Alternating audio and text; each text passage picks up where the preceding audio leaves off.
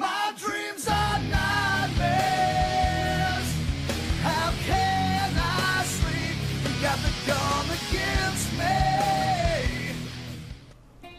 What's going on, everybody? KingofDragons 5000 here, coming at you with another figure review. Today we'll be having a look at the Mattel WWE Elite Collection Legends Series 14, the Road Dogg Jesse James. And so here we have the Road Dogg Jesse James pose and out of the packaging. Before we take a look at the figure, let's actually run through his accessories. Road Dogg does come with two different pairs of hands. We do get a pair of grip hands. We get a pair of flat palmed hands. We do get his DX helmet, which looks really nice. I do like how the hair comes out of it. He does come with a bandolier. He comes with his D-Generation X t-shirt, and then he comes with the camo pants, which is really fun. Other than that, Road Dogg doesn't come with anything else. I'm surprised he did not come with a microphone, because that's his entire thing. So yeah, missed opportunity there. So with that out of the way, let's actually move on to his details. So here we have a closer look at the Road Dogg, and I think Mattel has done a really good job with this figure. There are some things that I'm not a fan of, which we'll talk about that right now. I am a fan of this head sculpt. I think this is one of the better Road Dogg head sculpts that they've given us. I do like the fact that they kept his braids the way they are. It's a little bit strange seeing his hair styled this way, but this is to accommodate the helmet, which does have a hole in it, so these do go through it. And that's pretty much how he looked when DX invaded Nitro. Now, it is a really nice look. I do like it, but I would have preferred the hair that comes down. But I do understand why they went with this braids up look, because that is accurate to what they were going for. He does have the tattoo in the back of his head, which I do like that. It's a really nice little detail. And the face is very good. I do think it looks like Road Dogg, especially back in the Attitude Era. They even added on his earrings, so that is cool. He has his goatee, as you would expect. So overall, the face, I'm perfectly okay with the face. The fade that they added to the hair is well done. It's one of their better fades that they've done, so kudos to Mattel. So let's talk about some things that I'm not a fan of, and that's his ring gear. If you were to take off his DX shirt right here, he has your generic Elite body. Now what they should have done is they should have actually made it so that you could remove his shirt and there was a Road Dogg shirt or just some kind of shirt, because he always wrestled in a shirt. I don't understand why they didn't give him like the Hall of Champions look where he had the shirt attire, and then yeah, that could have been done. That's what they should have done with this Road Dogg, but unfortunately they went with the shirtless look, which I think that was a bad choice. I do like the fact that he does have his tattoos and they're done very nicely. A little strange that he has his Taz tattoo right here. Yeah, that's something you wouldn't expect. And then we do have his other tattoo right here, so that is looking really nice. So besides having a generic body, I think the detailing on him is very good. The rest of his attire, I'm still not a fan of. Yeah, it's very plain for Road Dogg.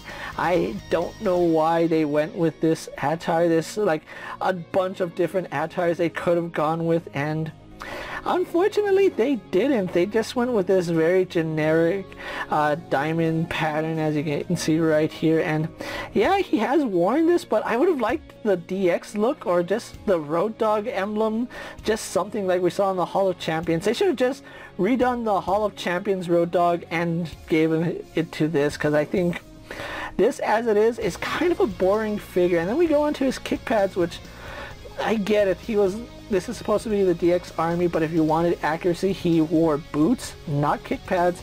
So yeah, they should have just thrown a logo on here just to break it up, because his entire attire, it's kind of boring. It's very lackluster. It's really uninspired. Most of the allure of this figure is just having him in the DX Army getup. So yeah, a little bit unfortunate that we don't get a Road Dogg with a proper ring gear. This is going to be one of those, you just have them in the DX Army gear and call it a day. So unfortunately they didn't do too much with his ring gear. So with that out of the way, guys, let's actually get him compared to other figures you may have in your collection. And so here we have the Road Dogg posed next to an Ultimate Edition's Brock Lesnar and a basic Jeff Hardy. And for one final comparison, here we do have the Road Dogg Jesse James posed next to the rest of the D-Generation X Army figures. So with the comparisons out of the way, let's actually move on to Road Dogg's articulation. Now, Road Dogg is sporting a ball joint at the head, which does let him look up, and it does let him look down. We do get some slight head tilt, which does work, does turn left and right, no problem. So really good articulation there. Then he has a ball joint here at the shoulder, which does allow his arms to swing out and then do a full 360. If you don't have him with a shirt, it does a better 360. So yeah, he does a full 360. I just have the shirt on him. We do have a bicep swivel, which works perfect. We have double bend here at the elbow, giving us much better than 90 degrees, as well as rotation and hinge at the wrist.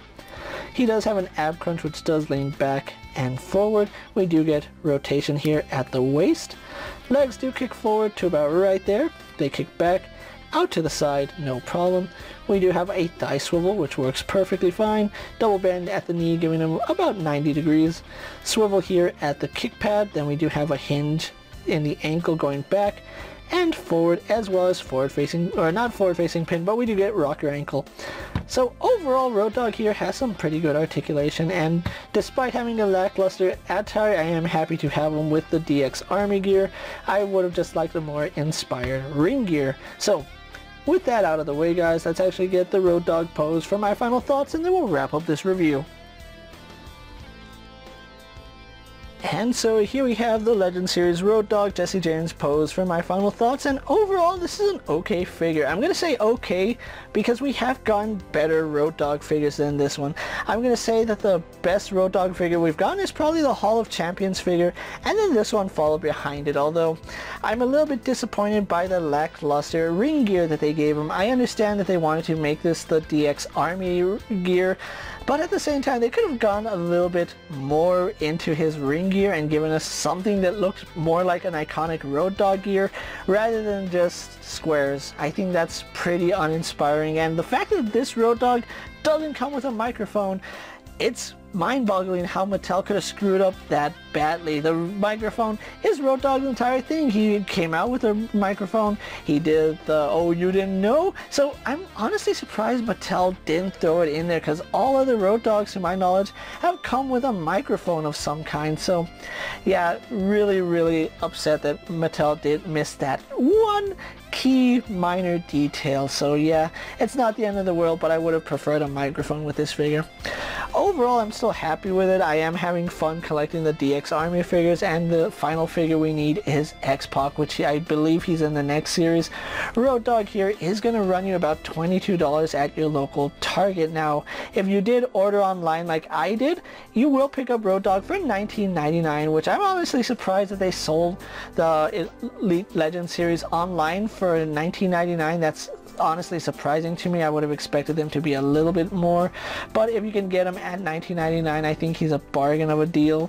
But other than that, if you have the Hall of Champions series, I think that's the one to go with. Unless you're like me and want the DX Army gear, you're gonna need this guy in your collection. So with that out of the way, guys, let's actually wrap up this video. As always, I'm KingofDragons 5000. Hope you enjoyed watching. Don't forget to like, comment, and subscribe to my channel. Go check out all my other action figure videos, as well as all my other WWE figures. Hopefully you find them informative. As always, if there's a figure you would like to see me review, let me know down in the comments, and if it's in my collection, I'll gladly have a look at it. While you're at it, check out my Instagram account for new and exciting action figure photos, and as always, ring that bell to be notified every time I upload a video. Until next time, guys, I'll see you later. Take care, everyone.